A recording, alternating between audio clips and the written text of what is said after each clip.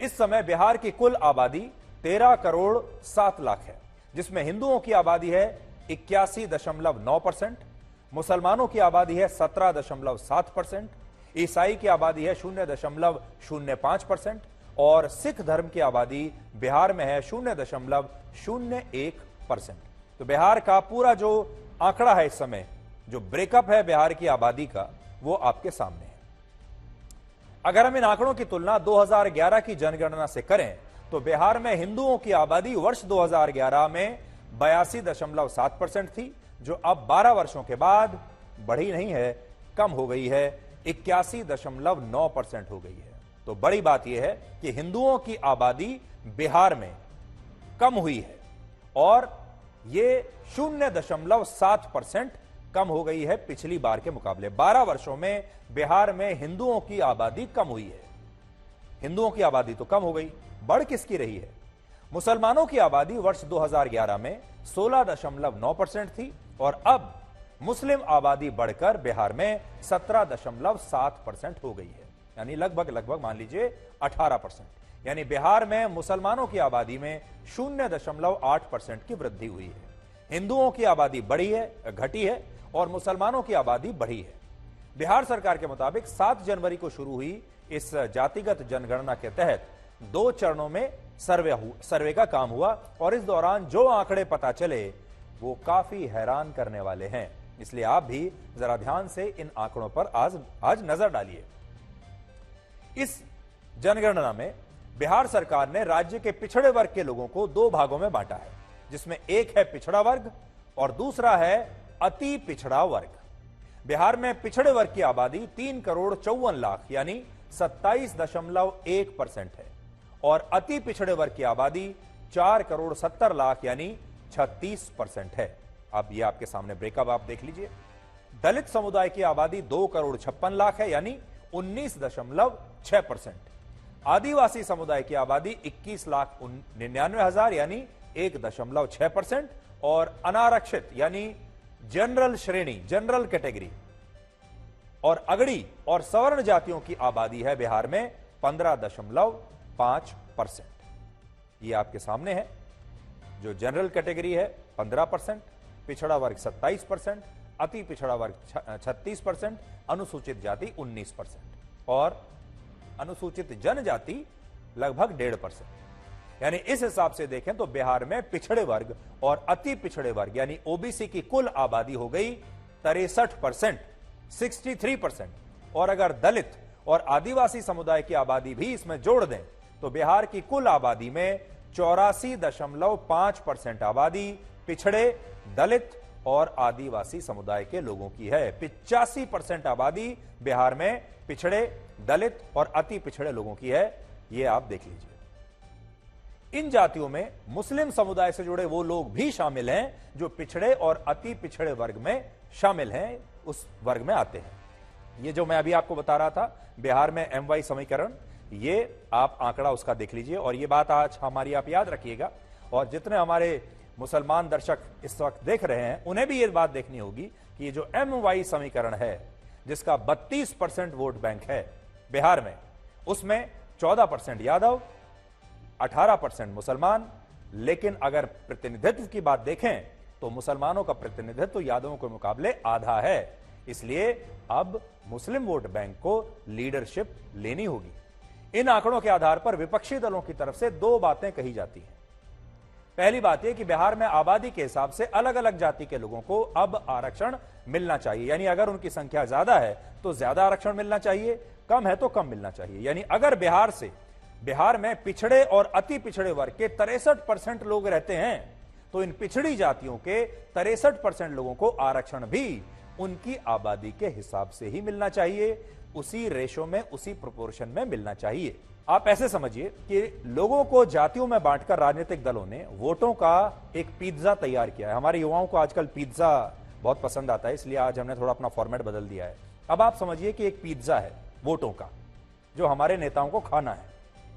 तो ऐसा पिज्जा तैयार कर लिया गया है जिसमें हर जाति और वर्ग का एक स्लाइस आपको अलग से नजर आता है और यह सारी राजनीति इस वोटों वाले पिज्जा को ज्यादा से ज्यादा और छोटे छोटे स्लाइसेस में बांटने के लिए हो रही है। ये जो पिज्जा आप देख रहे हैं, इसमें जितने ज्यादा स्लाइस छोटे छोटे बटेंगे उतना नेताओं को ज्यादा फायदा होगा। और हर नेता फिर क्या कोशिश करेगा कि वो एक नहीं बल्कि एक से ज्यादा 2 स्लाइस या 3 स्लाइस इस पूरे पिज्जा में ले ले। जिसने 3 स्लाइस ले लिए, यानी 3 अलग अलग तरह के वोट बैंक ले लिए, वो जीत जाएगा।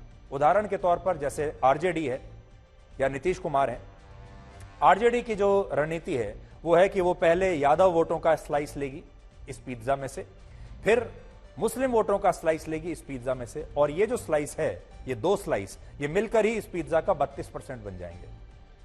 कि भारत में जो जातियां होनी चाहिए अब उनको अलग तरह की परिभाषा देनी चाहिए। जैसे एक जाति होनी चाहिए उच्च आय वर्ग की, फिर होनी चाहिए मध्यम आय वर्ग की, फिर होनी चाहिए निम्न आय वर्ग की, फिर होनी चाहिए अति निम्न आय वर्ग की। ये जातियां होनी चाहिए। भारत में 20 लाख लोग उच्च आय वर्ग में आते हैं, 2 करोड़ 20 लाख लोग अपर मिडिल क्लास में आते हैं, 9 करोड़ 9 लाख लोग मिडिल क्लास में आते हैं, और 119 करोड़ 70 लाख लोग middle class, lower middle class में आते हैं। तो ये जो मैं आपको बता रहा हूं, 119 या 120 करोड़ लोग जो लोअर मिडिल क्लास में आते हैं, इनकी जाति है गरीबी।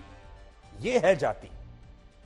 और 5 करोड़ 90 लाख लोग हमारे देश में गरीब माने जाते हैं या अति गरीब माने जाते हैं। तो जो आप आखिरी की दो जातियां जो देखेंगे, लोअर मिडिल क्लास और गरीब, इन दोनों को अगर आप मिला लेंगे तो हमारे देश में 125 करोड़ के आसपास जो जनता है वो इन 2 जातियों में आएगी। उनकी जाति का नाम ये होना चाहिए, उनकी जाति का नाम होना चाहिए गरीब। और फिर उनके हिसाब से, आर्थिक जाति के हिसाब से, फिर उन्हें आरक्षण मिलना चाहिए, सरकार से दूसरी सुविधाएं मिलनी चाहिए। और अगर ऐसा होता है तो चुनाव में जो जातियों का दुरुपयोग होता है ये हमेशा के लिए बंद हो जाएगा।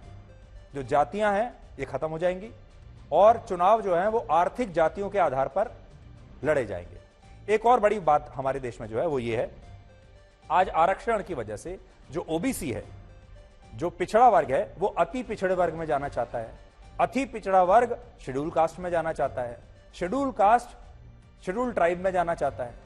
सब पीछे जाना चाहते हैं क्योंकि वहां पर आरक्षण ज्यादा है। होना यह चाहिए कि हमारे देश में सरकार की सफलता इस पैमाने पर मानी जानी चाहिए कि अब कितने ऐसे लोग बचे हैं जिन्हें आरक्षण नहीं चाहिए। हर साल सरकार को यह आंकड़ा जारी करना चाहिए कि इस बार हमारे देश में हमने 5 करोड़ लोगों को आरक्षण से बाहर निकाल दिया क्योंकि उन्हें आरक्षण की आवश्यकता ही नहीं है। यह आंकड़ा जारी होना चाहिए। जो हम आपको आर्थिक जाति के बारे में बता रहे हैं, इसमें क्या होना चाहिए, जो गरीब है वो लोअर मिडिल क्लास में आ जाए, जो लोअर मिडिल क्लास में है वो मिडिल क्लास में आ जाए, जो मिडिल क्लास में है वो अपर क्लास में आ जाए। ये जो फॉर्मूला है ये लोगों को नीचे से ऊपर ले जाएगा। अभी जो फॉर्मूला है वो ऊपर से नीचे ले जा रहा है। अभी ज्यादा से ज्यादा लोग ये चाहते हैं कि हमें आरक्षण मिले। यहां पर उल्टी गिनती होगी। ज्यादा से ज्यादा लोग ऐसे होंगे जो आरक्षण से हर साल निकलते चले जाएंगे और एक दिन, आज से 10 साल, 20 साल, 25 साल, 30 साल, एक दिन ऐसा आएगा जब हमारे देश में किसी को भी आरक्षण की आवश्यकता नहीं होगी। गरीब नहीं बचेंगे, लोअर मिडिल क्लास नहीं बचेंगे, अपर क्लास होगी और मिडिल क्लास होगी। यह आज के भारत की नई जातियां होनी चाहिए और लोगों को उनकी आर्थिक स्थिति के हिसाब से आरक्षण मिलना चाहिए। लेकिन अभी पारंपरिक जातियों के आधार पर ही यह काम हो रहा है और यह इसलिए होता है क्योंकि इन जातियों के आधार पर छोटे छोटे वोट बैंक बनाए गए हैं, जिससे नेता बड़ी आसानी से बिना कोई काम किए, बिना कोई विकास किए चुनाव जीत जाते हैं। तो आर्थिक जातियों पर नजर डालिए। भारत में 62% परिवारों के घरों में आज भी रेफ्रिजरेटर नहीं है, फ्रिज नहीं है। 62% परिवारों के घरों में यह अलग जाति है। 95% परिवारों के घर में आज भी एयर कंडीशनर नहीं है, यह अलग जाति है। इन परिवारों की जातियां क्या होंगी? क्या इन परिवारों को इनकी आर्थिक स्थिति के हिसाब से ये जातियां नहीं मिलनी चाहिए और इनके आधार पर उन्हें आरक्षण नहीं मिलना चाहिए? आज सबसे बड़ा सवाल हम आपके सामने यही लेकर आए हैं। मान लीजिए आज एक अगड़ी जाति का परिवार है और एक अति पिछड़ी जाति का परिवार है। अति पिछड़ी जाति के परिवार में एसी भी है, गाड़ी भी है, रेफ्रिजरेटर भी है, सब कुछ है, लेकिन फिर भी उसे आरक्षण मिलता है। और अगड़ी जाति का जो व्यक्ति है उसके घर में ना एसी है, ना फ्रिज है, ना गाड़ी है, लेकिन उसे तब भी आरक्षण नहीं मिलता। किसे सही मानेंगे आप? उनके दिन की शुरुआत सुबह 4 बजे से होती थी, जिसके बाद वो सुबह 4:20 पर प्रार्थना करते थे, और क्योंकि उन्हें लिखना बड़ा पसंद था इसलिए वो हर रोज सुबह सुबह कुछ ना कुछ लिखते जरूर थे, जिससे उनका मन शांत और स्थिर रहता था। इसके बाद हर रोज सुबह 7 बजे वो 5 किलोमीटर की मॉर्निंग वॉक करते थे। फिर 7:30 बजे तक वो अपने सुबह का नाश्ता कर लिया करते थे। दिन का खाना यानी लंच वो सुबह 11 बजे तक कर लिया करते थे, और रात का खाना वो शाम को 5 बजे ही खा लेते थे। रात के खाने के 1.5 घंटे बाद शाम को लगभग 6:30 बजे वो फिर से वॉक करते थे, और रात 9 बजे तक वो सारे काम करके अपने सो जाया करते थे। और हर हफ्ते सोमवार के दिन वो मौन व्रत रखते थे।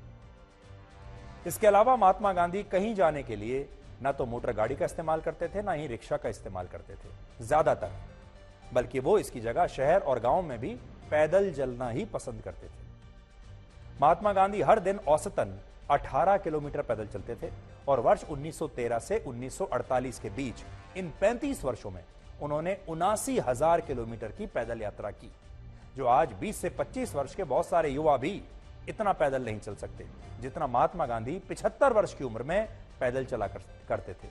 वर्ष 1915 में दक्षिण अफ्रीका से भारत लौटने के बाद महात्मा गांधी ने भारत की आजादी के लिए बहुत सारी पैदल यात्राएं की, जिनमें वो कई दिन और कई महीनों तक सैकड़ों किलोमीटर पैदल चलते थे। और इन पैदल यात्राओं में महात्मा गांधी कभी थकते नहीं थे, बल्कि वो इन यात्राओं से अंग्रेजों को थकाते थे।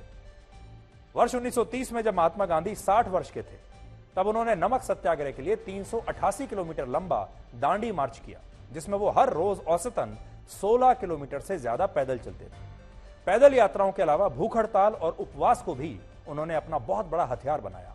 उन्होंने आजादी के आंदोलन के दौरान कुल 17 भूख हड़तालें की, जिनमें सबसे बड़ी भूख हड़ताल 21 दिनों की थी। महात्मा गांधी की इच्छा शक्ति इतनी मजबूत थी कि वो अपनी भूख हड़ताल के दौरान भी ऊर्जा से भरपूर रहते थे, और उनकी भूख हड़ताल और उपवास असल में अंग्रेजों का गला सुखा देते थे। आज के जमाने में जब उपवास के दौरान लोग सुबह से लेकर शाम तक व्रत वाली नमकीन खाते हैं, कुट्टू के आटे के पकौड़े खाते हैं, बाजार में व्रत की थाली बेची जाती है, तब असली उपवास का मतलब आपको महात्मा गांधी से सीखना चाहिए। महात्मा गांधी की जो हाइट थी वो थी 5 फीट 5 इंच।